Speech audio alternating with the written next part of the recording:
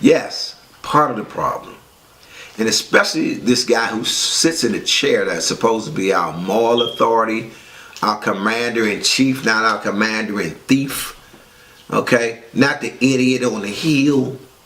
Right? Mr. Donald, fuck you, Trump. Y'all want to know what the F stands for. He's basically saying, fuck all of y'all. Right? So his position on gun control is real all over the place convoluted. On one hand, he wants to raise the age of buying a rifle. On the other hand, he wants to expand just some of the background check stuff, not all of it. We want to look more at the mental health issue as being a problem because these mentally ill people have taken on these positions as shooters. Well, guess what? They're going to be mentally ill whether their gun's there or not. Remove the gun, he's just a sick puppy with an idea. Put the gun back in play, he's a mass murderer. It's real simple. It's math, the common denominator. Come on, people, get real with it. Then, of course, Donald Trump's loving all this publicity about the Florida shooting because now he doesn't have to work on that immigration. You're not talking about that budget. Building that wall, the one that can't be built. He's talking about taking ICE agents out of California because they won't change their mind about sanctuary cities and all this other stuff. And they're spitting back in his face in that state. So he's going to say, fuck him, let him overrun the border. Like that's really going to make a fucking difference, right? And then the Russia probe, which he keeps saying is a hoax, and we all know it to be real, especially now the mother. I like this dude. I'll be honest with you. I worked in an organization that supported and got help from Mother's office. And I thought he was suspect. A Republican, yeah. But his true essence as an investigator, as a law enforcement officer, has shown me that even those who I don't ideally agree with, how they conduct business in other areas, when they're charged with doing their job and they're doing it well, I got to say kudos to you, Mr. Mueller, for keeping your investigation sane and safe, keeping the leaks out there, allow you to go after those fucking idiots without fail. So let's see what he's done. It's no hoax, Donald. Mueller's coming, babe. He down the hall. He done knocked off a couple of your buds. He started off with some financial dealings for them and some charges. They didn't break. So he said, let's dig a little deeper into that ass. Because you're going to tell me what I need to know. Because I'm going to threaten you with prosecution on different levels. Until you get the fucking message, Mr. Manafort, Mr. Rick Gates, that I ain't playing with you. You close enough to the Donald. You're close enough to Russia to understand that I need your cooperation.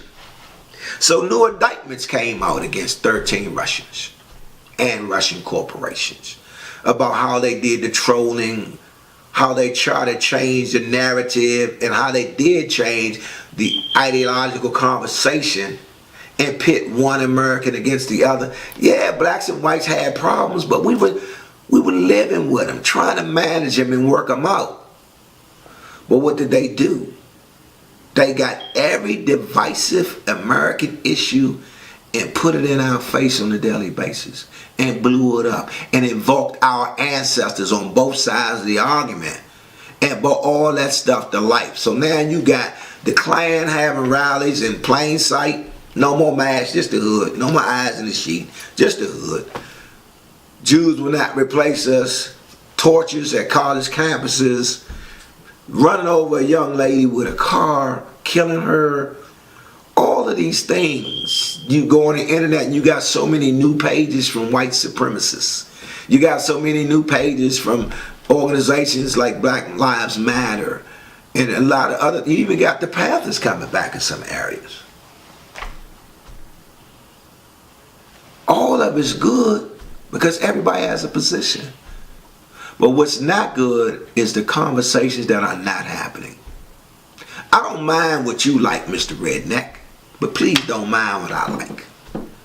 We can find a way to coexist if we are interested in finding a way to coexist. You're not going to beat me down or run me out. And I'm definitely not going to beat you down or run you out. Right now, you're the minority. By 2050, you're going to be the majority. By 2050, you're definitely going to be the minority. Because we still fucking. And them Spanish folks coming over here in droves, and you can't stop them. See, that's what immigration is about. It's about replacing you guys as the majority. It ain't about them taking no jobs. It's about power and ego. It's about the majority of them coming over here or registering possibly with the Democratic Party, which means not only are you going to be a minority in the census, you're going to be a minority in all the legal houses. So your position, Shay Redneck, is dwindling. It ain't a damn thing you do about it, so you need to find another place to sit. Okay, let's talk about Russia a little bit, man. They are our adversary, our enemy. They're not our friend. They are waging a war against us, and we are decades behind. They don't want to go to the battlefield. They got as many nukes as we have. That's total annihilation. Nobody wins. But what they want to do, and what we're allowing them to do again, is dominate the European theater. We're turning a blind eye to how they just muscling back into that old Soviet Union. They're taking over some of the smaller countries that used to be a part of it. Look at Ukraine. Look at Crimea. And them being in alliances similar to NATO and a few others have given them some unveiled protection. But now Donald wants to, jump out of NATO. He jumped out of the Paris Accord. He wants us to be isolationists. Right? He's looking like Mussolini and Hitler. So now Putin's starting to look like Hitler. And we're starting to look like the Jack in the Box that just pops out and laughs and giggles and shit. And make funny faces and dumbass tweets. Nothing presidential about you, Donald Trump. I'm sorry. Okay? We need to do something about this whole attack from Russia. They are our enemies. They are waging a cyber war. And anyone who sides with them, empathizes with them, or protects their position is a treasonist. During time of war, anyone who befriends our enemy is seen as a treasonist. Treason could be punished by death in these United States during wartime, Mr. Trump. We are at war with Russia. Not by the bullet, but by the mind and the consciousness of America.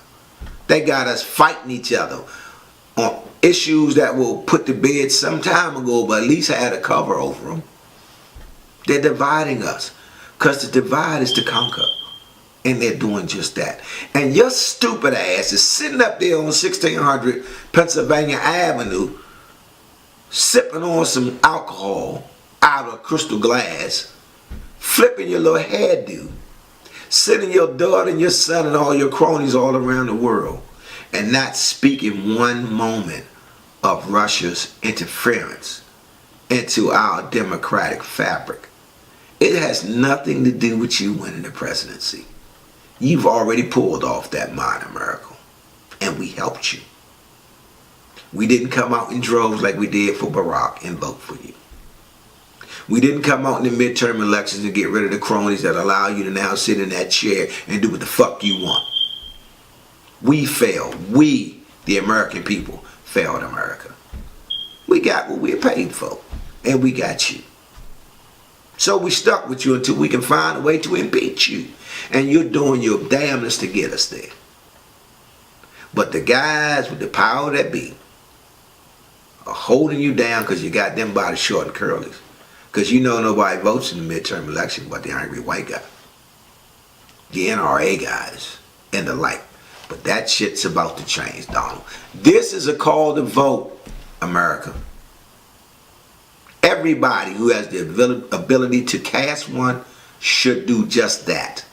in November 2018 and again in November 2020. Stop waiting for the presidential election. As we see, it's just a fucking reality show. Let's get down to where the rubber meets the road. Let's get these assholes out of Congress, out of the Senate, that don't represent the constituents that they keep showing all these commercials for, doing all these campaigns and getting you on their side. And once they get on the hill, all they are is a bunch of self-serving nerds who couldn't make it in society. They're using politics and power to let their dicks grow. It's a dick swinging contest on the hill.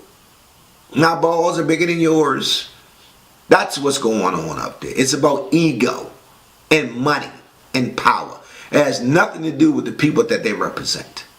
I can guarantee you, if you look at the voting record for the congressperson or the senator from the state where you reside, I can guarantee you that 75% of the times they vote against your interest and for theirs.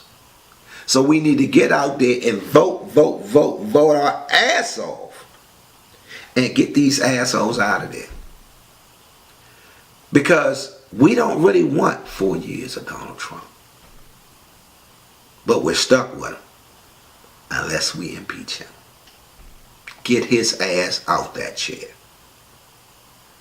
You want a better America? A better world? You want things to go back into progression and not sliding back into regression? You got to cut the head off of the snake. You got to start at the top and work your way down. Kill the head and the body will follow for those who've ever boxed. Any military will tell you, if you take their flag, they're going to falter. If you knock off their leader, they'll stop fighting. I say we impeach Donald Trump. Here's some good reasons why.